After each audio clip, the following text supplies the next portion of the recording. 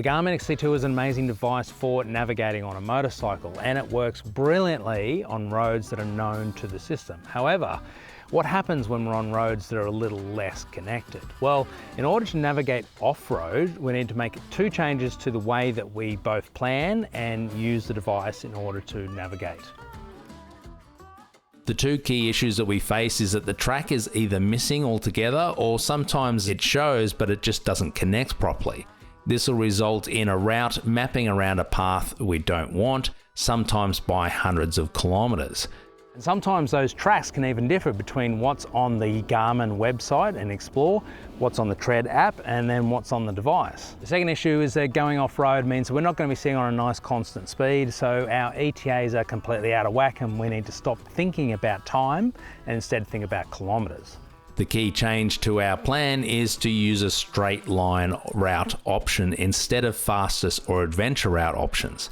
This makes placing the route's waypoints on our turns far more critical. We'll place a route point whenever we turn off the current path, and placing it straight after the turn makes it far more obvious what direction we need to go in when we're out on the track. During navigation with straight lines, Garmin will display the route differently by having the original planned straight path from the previous route point to the next.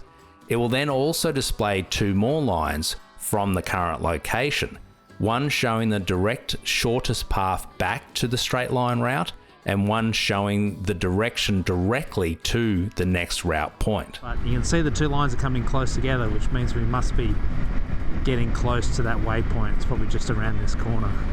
On those occasions where Garmin's system can't trace the road or track exactly, we may still have a track that's come from a previous ride, someone else's ride, or we've used another system like Gaia Maps in order to trace out a map. And we can still use that and display it rather than navigating via it. The track is the blue line, so that's the one we created so we know where we're going.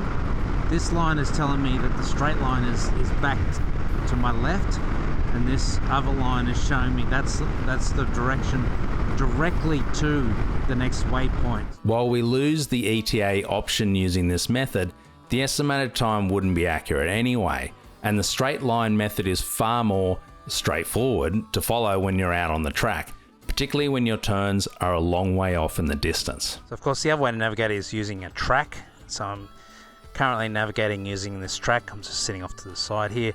Shows me where I am. As far as your options though, you really only get distance. Distance to the destination, and that's it.